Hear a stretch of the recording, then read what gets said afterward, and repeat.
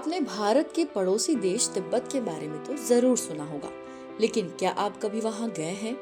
इस सवाल का जवाब बेशक ना होगा, क्योंकि वहां पर चीन का कब्जा हो चुका है। ऐसे में अगर आपसे कहा जाए कि एक ऐसी जगह है जहां पर तिब्बत के लोगों को भारत ने शरण दी है और आज इन जगहों पर बस चुके हैं मिनी तिब्बत। यहाँ आपको तिब्बत के लोग, तिब्बती खान पान, पहनावा और रहन सहन सब कुछ देखने को मिलेगा।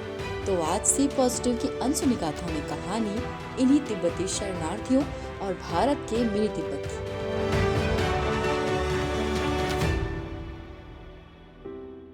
चीन ने 1950 के दशक के आसपास तिब्बत पर कब्जा कर लिया। चीन ने तिब्बत की भाषा, संस्कृति और धर्म को निशाना बनाया, जिससे वहां के लोग अपनी पहचान खोने लगे।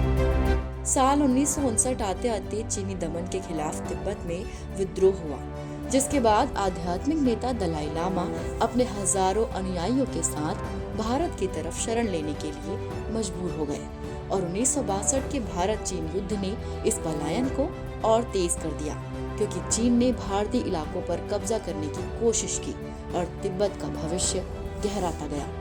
भारत ने इन तिब्बतियों को शरण तो दे दी, लेकिन अब एक कठिन समस्या थी कि इन्हें बसाया कहाँ जाए।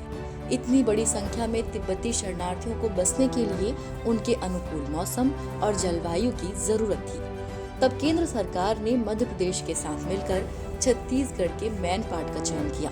तब छत्तीसगढ़ मध्य प्रदेश का हिस्सा था। तत्कालीन राज्य सरकार ने 3000 एकड़ भूमि आवंटित की, जो तिब्बती क्षेत्रों जैसी थी, और मैनपाट की फ्रेडिलिंग तिब्बती बस्ती 1962 में पहली स्थापित बस्ती बनी। समुद्र तल से करीब 3781 फीट की ऊंचाई पर स्थित मैनपाट की ठंडी हवाओं ने इन शरणार्थियों को गले लगा लिया। आज यहाँ लगभग 2300 तिब्बती परिवार रहते हैं, जिन्होंने अपनी कड़ी मेहनत से इस अनजान पहाड़ को अपना दूसरा घर बना लिया। यहाँ का धाकपो मठ शांति का एक ऐसा केंद्र है जहाँ की दीवारों पर बनी पेंटिंग और बुद्ध की विशाल मूर्तियाँ आपको सीधे ल्हासा की याद दिलाएंगी।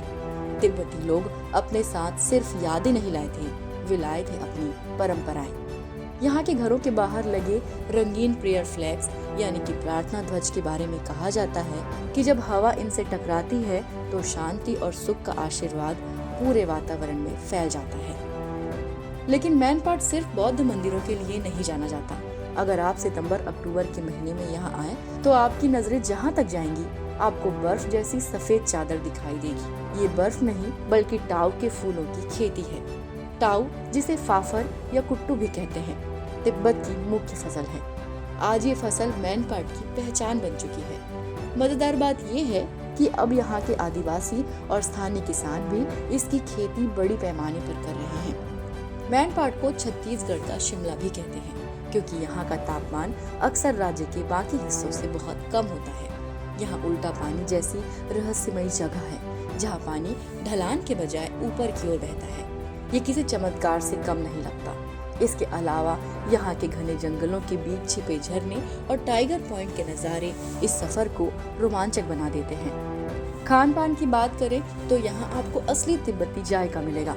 थुक्पा, मोमोज और यहाँ की खास चाय का स्वाद लेकर आप भूल जाएंगे कि आप मध्य भारत में हैं। तिब्बती समुदाय के लोग ऊनी कपड़ों के कारोबार और भेड़ पालन में भी माहिर हैं, जो उनकी आत्मनिर्भरता की कहानी कहता है। यहाँ की आबो हवा में एक खास तरह का सुकून है, जो स्थानीय आदिवासियों और तिब्बती प्रवासियों के बीच के आपसी तालमेल को और गहरा करता है। तो अगली बार जब आप किसी शांत और ठंडी जगह जाने का प्लान बनाएं, तो आपको पासपोर्ट और वीजा की चिंता छोड़कर छत्तीसगढ़ के इस मिनी तिब्बत की ओर रुख करना चाहिए। मैनपाट सिर्फ एक हिल स्टेशन नहीं है, बल्कि ये संघर्ष, संस्कृति और प्रकृति के खूबसूरत मिलन की जीती जागती मिसाल है।